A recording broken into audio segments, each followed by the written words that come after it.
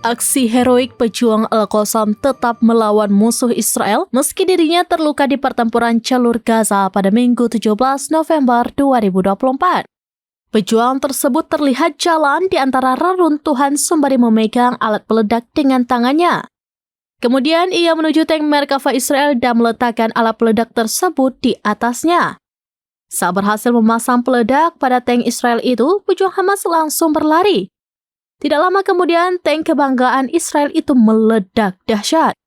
Selain meledakkan tank Israel, pejuang Al-Qassam juga meluncurkan rudal Yasin 105 ke berbagai arah pada posisi pasukan Zionis.